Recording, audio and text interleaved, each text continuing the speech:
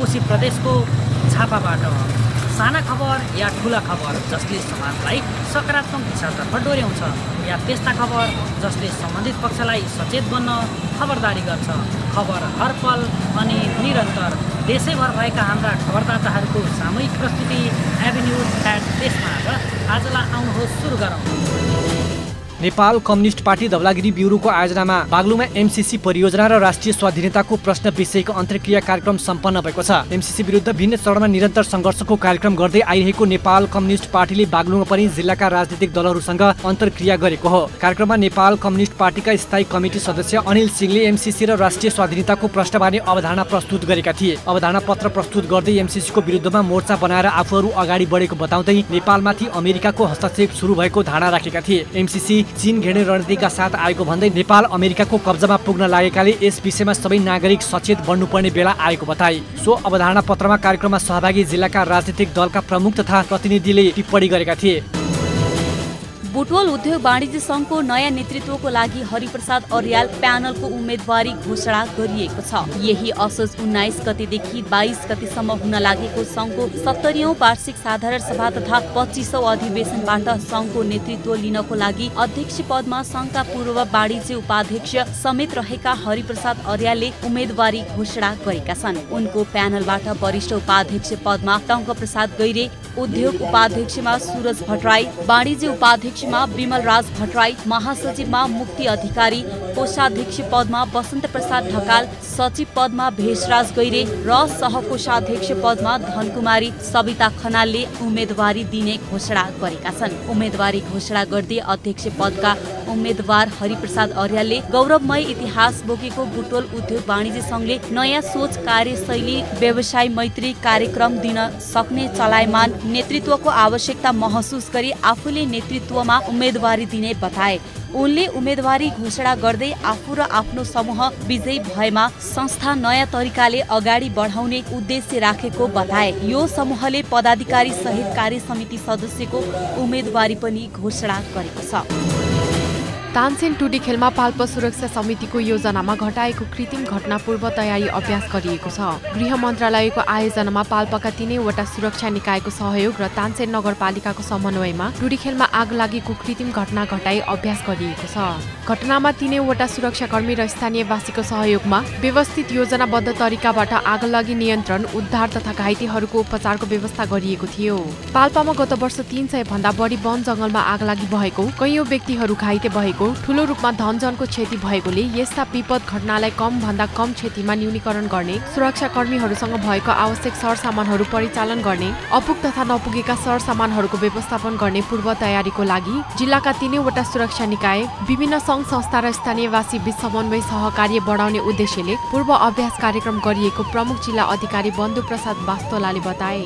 विपद व्यवस्थापन स्थानीय सरकारको पहिलो जिम्मेवारी रहेको हुन्छ। पूर्व अभ्यास हेरेर आवश्यक नीति, नियम, सामग्री व्यवस्थापन, सुरक्षा निकाय बीच समन्वय, सहयोग तथा आवश्यक बजेटको व्यवस्थापन गर्न सहज सजिलो भएको तानसेन नगरपालिकाका उपप्रमुख प्रतीक्षा सिन्जाली गहाले बताइन्।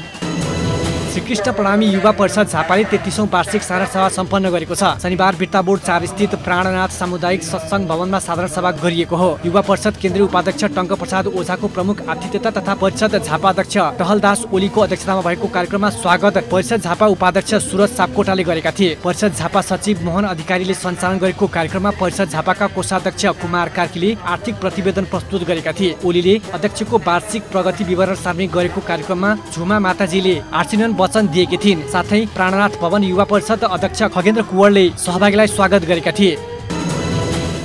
निजी तथा आवासीय विद्यालय अर्गनाइजेसन नेपाल प्याप्सन सुनसरीको आयोजनामा जिल्ला स्तरीय क्विज प्रतियोगिता इटहरीमा सम्पन्न भएको छ। जिल्लाका 7वटा पालिका क्षेत्रका 17 विद्यालयका 51 जना विद्यार्थीहरूको सहभागितामा प्रतियोगिता आयोजना गरिएको हो। प्याप्सन सुनसरीका अध्यक्ष अनुप योन्जन तामाङको अध्यक्षता तथा इटहरी उपमहानगरपालिका शिक्षा युवा तथा खेलकुद महाशाखाका प्रमुख फाल्गुनी काफ्लेको प्रमुख आतिथ्यता रहेको कार्यक्रमको संयोजक प्याप्सन इटहरीको रहेको थियो।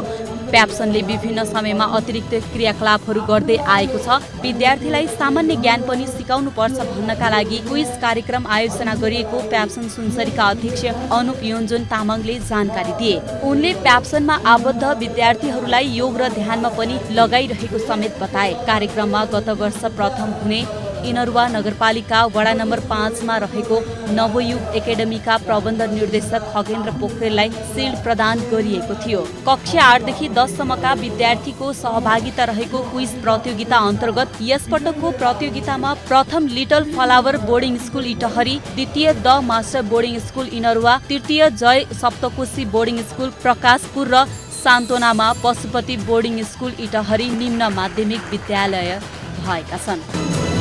131 वर्ष पहिले 300बाट सेवा सुरु गरेको वीरगञ्जको नारायणी अस्पतालले शनिबार प्रथम वार्षिकोत्सव मनाएको छ। अस्पताल स्थापनाको 131 वर्ष पुगेको अवसरमा आयोजित प्रथम वार्षिकोत्सव समारोहलाई सम्बोधन गर्दै सङ्घ सरकारका स्वास्थ्य तथा जनसङ्ख्या मन्त्री मोहन बहादुर बस्नेतले भने, अस्पताल स्थापना भएको 131 वर्ष भएछ, तर वार्षिकोत्सव चाहिँ पहिलो पटक मनाएको देख्दा मलाई पनि रोचक लागेको छ। यस्तो ऐतिहासिक कार्यक्रममा सहभागी हुन पाउँदा म आफूलाई सौभाग्यशील ठानिरहेको छु। विक्रम सम्वत 1947 मा तत्कालीन राणा प्रधानमन्त्रीबाट निर्णय भई 2049 सालमा पृथ्वी वीर अस्पतालको नाममा स्थापना भएको हालको नारायणी अस्पतालले 300बाट सेवा सुरु गरेको थियो। काठमाडौँको वीर अस्पताल पछि देशकै दोस्रो सरकारी अस्पतालका रूपमा स्थापना गरिएको नारायणी अस्पतालले 300बाट सुरु गरेको सेवा 131 वर्ष पार गरिसक्दा हाल 350 सयको सेवा दिइरहेको अस्पतालका निमित्त मेसु डाक्टर चितरञ्जन शाहले बताए। मध्य प्रदेशको पर्सादेखि महोत्तरीसम्म 5 जिल्ला र छिमेकी देश भारत बिहारको पूर्वी चम्पारण क्षेत्रका समेत बिरामीको उपचार गर्दै आइरहेको नारायणी अस्पतालमा बहिरङ र अन्तरङ गरी दैनिक 1350 भन्दा बढी बिरामीले उपचार सेवा लिइरहेको निमित्त मेसु शाहले बताए।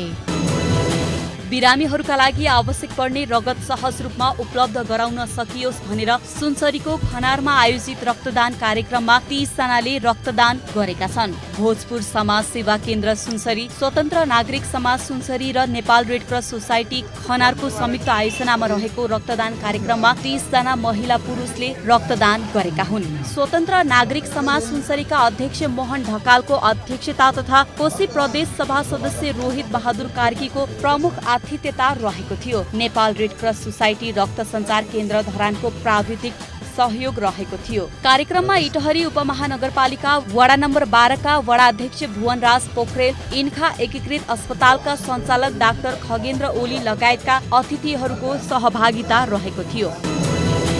धनवर्षा बचत तथा ऋण सहकारी संस्थाको 13औं वार्षिक साधारण सभा तथा निर्वाचन सम्पन्न भएको छ। अध्यक्ष नारायण प्रसाद गेवालीले संस्थाको वार्षिक गतिविधि बारे जानकारी दिए। तालिम, स्वास्थ्य सेवा, भत्ता प्रदान, अवलोकन भ्रमण, रक्तदान कार्यक्रम आयोजना गरेको उनले बताए। प्रमुख अतिथि बचत तथा ऋण सहकारी संस्थाका अध्यक्ष वसन्त ढकालले सहकारीहरू सहकारीको नीति र विधिमा भिडे समस्या नहुने बताए। उनले रूपन्देही जिल्लाका विद्यालयमा सहकारी शिक्षा लागू गर्ने तयारी भइरहेको पनि जानकारी दिए। त्यसैगरी अधिवेशनले राधाकृष्ण देउलाको अध्यक्षतामा नयाँ कार्यसमिति निर्विरोध निर्वाचित गरेको छ। कार्यक्रममा संस्थालाई सहयोग गर्ने विभिन्न व्यक्ति, शेयर सदस्य तथा विद्यार्थी, ज्येष्ठ नागरिकहरूलाई सम्मान गरिएको थियो। संस्थापक अध्यक्ष भोज बहादुर बुढाथोकी, नगरपालिकाका प्रतिनिधि गुणाकर खनाल, अटो इन्जिनियरिङ एसोसिएसनका अध्यक्ष तुलसीराम न्यौपाने, संस्थाका पूर्व अध्यक्ष केवल प्रसाद यादव, सचिव रमेश गुरुङ,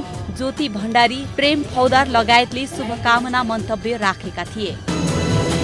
कानून, न्याय तथा संसदीय मामिला मन्त्री धनराज गुरुङले कुराले भन्दा पनि कामले नागरिकलाई परिणाम देखाएर मुलुक बनाउनेतिर लाग्न आवश्यक रहेको बताएका छन्। विश्व मुटु दिवसको अवसरमा lions club of Kathmandu lord बुद्धको आयोजनामा काभ्रेको भुल्मु गाउँपालिका वडा नम्बर 8 मा भएको बृहत निःशुल्क स्वास्थ्य शिविरमा बोल्दै उनले नागरिकलाई काम गरेर परिणाम देखाउने गरी लाग्न सबैले उत्तिकै भूमिका खेल्न आवश्यक रहेको बताए। भुल्मु गाउँपालिकामा धेरै वर्षदेखि भूमिहीन रहेको नागरिकलाई लाल पूर्जा वितरण गर्ने कार्य र छिमेकी जिल्लासँगको सीमा विवादको समस्यालाई समाधान गर्ने विषयमा आफ्नो गम्भीर ध्यान आकर्षण भएको बताउँदै त्यसको लागि आवश्यक समन्वयको काम गर्ने बताए। सो क्रममा उनले गाउँको नागरिकलाई सेवा प्रदान गर्नका लागि सहयोग गर्न आएका संस्थाको शिविरमा सहभागी भएर स्वास्थ्य परीक्षण गरी लाभ लिन नागरिकहरूलाई आग्रह गरे। आयोजक संस्थाले ग्रामीण भेगमा गएर सेवा दिनु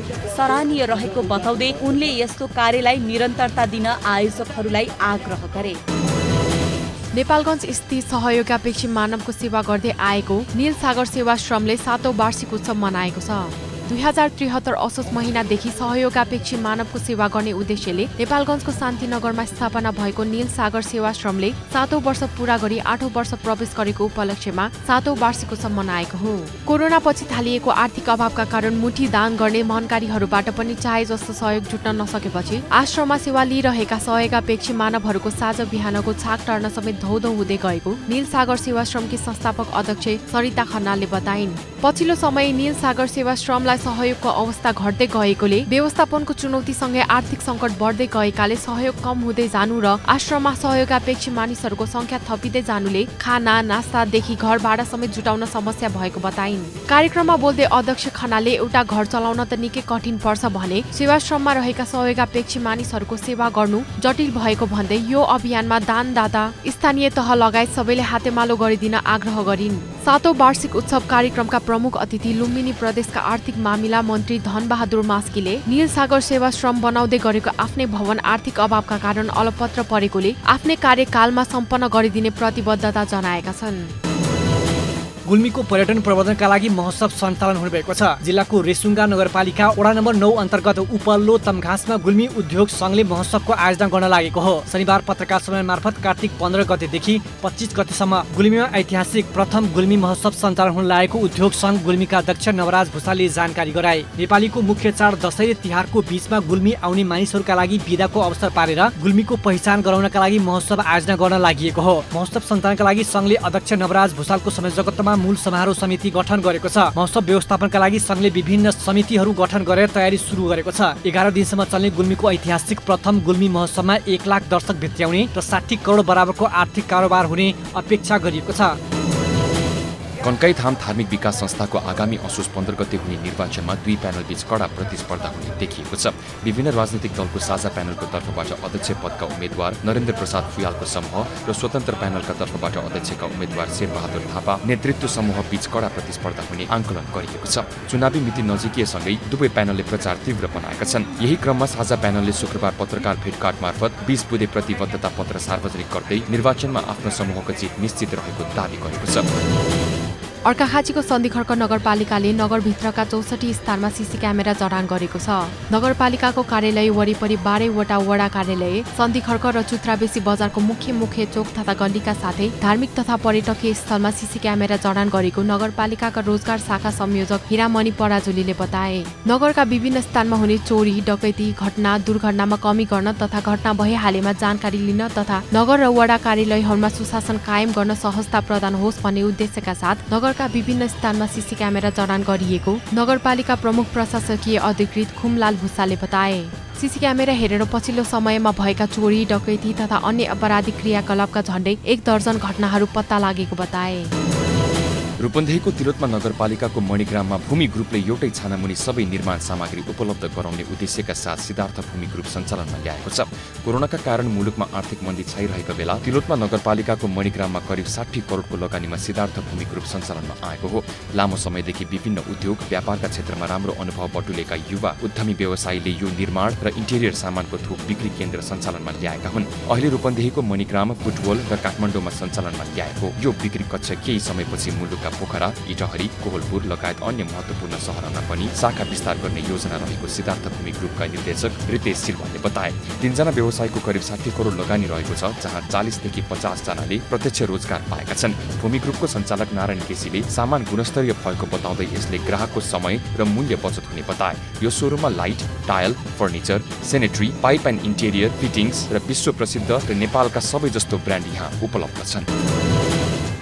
विकट बस्तीमा विपद दुर्घटना लगायत अन्य प्राकृतिक प्रकोपमा हवाई साधनद्वारा उद्धारका लागि हेलिप्याड निर्माण गरिएको छ। पर्वत जिल्लाको जलजला गाउँपालिका 4 भवानी पानीमा नेपाली सेनाले नागरिक सैनिक सहकार्य अन्तर्गत हेलिप्याड बनाएर हस्तान्तरण गरेको हो। स्थानीय बासिन्दालाई लाभ हुने विश्वाससहित नागरिक सैनिक सम्बन्धलाई अझ प्रगाढ बनाउने उद्देश्य अनुरूप 1 आर्थिक वर्ष 1 युनिट जोडी हेलिप्याड निर्माण गर्ने योजनालाई अनुसरण गर्दै गाउँपालिकाले उपलब्ध गराएको जग्गामा हेलिप्याड बनाइएको हो। पर्वत स्थित नेपाली सेना श्री नयाँ रणभूमि गुल्मको जनशक्ति तथा प्राविधिक सहयोगमा निर्माण गरिएको हेलिप्याड 23 नम्बर वाहिनीपति रोशन खड्काले उद्घाटन गरेका हुन् भने नयाँ रणभीम गुल्म राजन पाण्डे र भवानीपति खड्काले संयुक्त रूपमा जलजला गाउँपालिका 4 का अध्यक्ष भरतबहादुर छेत्रीलाई हस्तान्तरण गरेका हुन्। हेलिप्याडको शिलालेख अनावरण गर्दै खड्काले पश्चिम प्रतापतिको निर्णय अनुसार 1 जिल्ला 1 जोडी हेलिप्याड निर्माण गर्ने उद्देश्य सहित स्थानीय सरकारको सहकार्यमा निर्माण गरिएको बताए। काभ्रेपलाञ्चोक जिल्लाको बेथानचोक गाउँपालिकाको 3 तले झरना अहिले आन्तरिक पर्यटकहरूको लागि पहिलो रोचाइ बन्न थालेको छ। बेथानचोक गाउँपालिका वडा नम्बर 1 मा रहेको उक्त 3 तले झरना काठमाडौँ उपत्यकादेखि करिब 50 किलोमिटर दूरीमा रहेको छ भने शनिबार र बिदाका दिनहरूमा आन्तरिक पर्यटकहरूको घुइँचो बढ्न थालेको गाउँपालिका प्रवक्ता एवं वडा अध्यक्ष मधुसूदन तिम सिन्हाले बताए। झरनामा रमाउन आउने पर्यटकहरूले गाउँघरमा उत्पादित खुवा, तरकारी, घिउ, मह लगायतका सामग्री राम्रो मूल्यमा खरिद गरी लैजान थालेपछि स्थानीयहरूले खुसी व्यक्त गरेका छन्। गाउँपालिकाले झरनाको पर्यटकीय पूर्वाधार विकास, व्यवस्थापन र प्रवर्धनका लागि वर्षेनी बजेट विनियोजन गर्दै आएको छ। जनताको अपेक्षा अनुसार दिगो विकास लक्षित कार्यक्रमहरूमा गाउँपालिकाले आफ्नो ध्यान केन्द्रित गरेर अगाडि बढिरहेको प्रवक्ता तिम सिन्हाले बताए।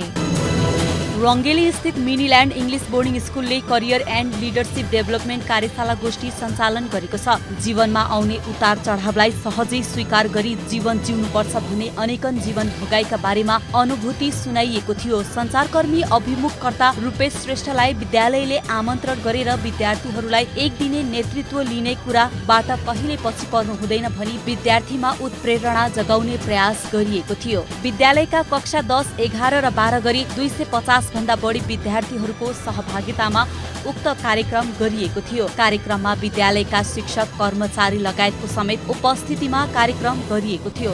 विद्यालयले मासिक रूपमै यस्तै कार्यक्रम गर्दै आएको र आगामी दिनमा पनि देश विदेशमा ख्याति प्राप्त व्यक्तित्वहरूसँग विद्यार्थीहरूको साक्षात्कार गराउने प्रयास विद्यालयले गरिरहने विद्यालयका प्रधानाध्यापक विकर्ण कार्कीले बताए। प्रथम सुदूरपश्चिम श्री शारीरिक सुगठनको उपाधि लक्ष्मी दत्त पन्त र सुनिल चन्द्रले प्राप्त गरेका छन्। Sudurpashchim fitness and far west sports क्लबको आयोजनामा शुक्रबारदेखि सुरु भएको प्रतियोगिता अन्तर्गत शारीरिक सुगठन विधामा चन्द्र मेन्स फिजिकतर्फ पन्तले उपाधि हात पारेका हुन्। त्यस्तै शारीरिक सुगठन विधामा द्वितीय पुरस्कार आर्यन शाही, तृतीय अर्जुन साउत र सहानुभूतितर्फ अनिल शेराले प्राप्त गरेका छन् भने मेन्स फिजिकल द्वितीयतर्फ अजय रिजाल, तृतीय अमृत रावल र सहानुभूतितर्फ सन्देश शाहले प्राप्त गरेका छन्। प्रतियोगिताको दुवै विधाका विजेतालाई जनै नगद 25,000 पुरस्कार प्रदान गरिएको छ। त्यस्तै दुवै विधामा दोस्रो हुनेलाई नगद 15,000 र तेस्रो हुनेलाई नगद 10,000 पुरस्कार दिएको छ। साथमा जिन्सी पुरस्कारहरू पनि प्रदान गरिएको छ। प्रदेशका सामाजिक विकास मन्त्री झपट बहादुर साउदले विजेता खेलाडीलाई ट्रफी, नगद पुरस्कार तथा सामग्री हस्तान्तरण गरेका थिए। ग्रिनफिल्ड बोर्डिङ स्कुल मुगलिनले विद्यार्थीहरूलाई फोहोर मैला व्यवस्थापन र त्यसको पुनः प्रयोग सम्बन्धी 3 दिने तालिम सम्पन्न भएको छ। इच्छाकामना गाउँपालिका वडा नम्बर 5 का वडा अध्यक्ष तेज बहादुर शेरचनको प्रमुख आतिथ्यता तथा विद्यालय व्यवस्थापन समितिका सदस्य ज्योति मगरको अध्यक्षतामा तालिमको समापन भएको हो। समापन कार्यक्रममा बोल्दै प्रमुख अतिथि शेरचनले फोहोर व्यवस्थापन अहिले निकै जटिल समस्या भइरहेको अवस्थामा विद्यालय स्तरबाटै फोहोर व्यवस्थापन र त्यसको पुनः प्रयोग सम्बन्धी तालिम दिनु निकै राम्रो भएको भन्दै फोहोर मैला व्यवस्थापनमा वडाले विभिन्न तालिम तथा कार्यक्रमहरू ल्याउने बताए। विद्यार्थीहरूलाई स्थानीय पाठ्यक्रममा आधारित बेकारबाट आविष्कार नामक तालिममा प्रयोगपछि फोहोरको रूपमा फ्याँकिएका पानीका बोतल, कागज, प्लास्टिकका झोला लगायतका सामग्री सङ्कलन गरी विभिन्न सजावटका सामग्री बनाउनका साथै व्यवस्थापन गर्ने बारे सिकाइएको थियो। ग्रिनफिल्ड बोर्डिङ स्कुलको कक्षा 7 र 8 मा अध्ययनरत 40 जना विद्यार्थीहरूलाई उक्त तालिम दिएको हो। तालिम द सेवा नेपालका प्रशिक्षक श्री रेन्द्र प्रसाद पोखरेलले दिएका हुन्।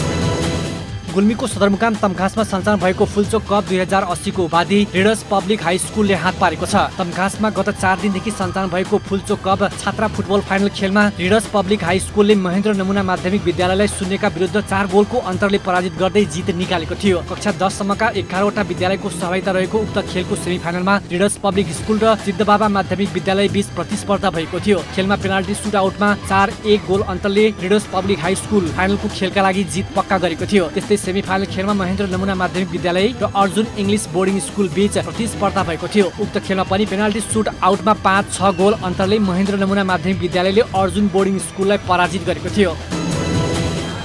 एभिन्युज एट देशमा आजमा हामी त्यस्ता खबरलाई ध्यान दिन्छौँ जुन खबर होजेलमा परेको छ र बन्न सक्छ खबर। एभिन्युज एट देशमा आजलाई यति नै। भोलि फेरि हाम्रा देशैभरका खबरदाताहरूले तयार पार्नुभएका खबर लिएर उपस्थित हुने नै छौँ। खबरभित्रको खबरका लागि हेर्दै रहनुहोला एभिन्युज खबर। नमस्कार।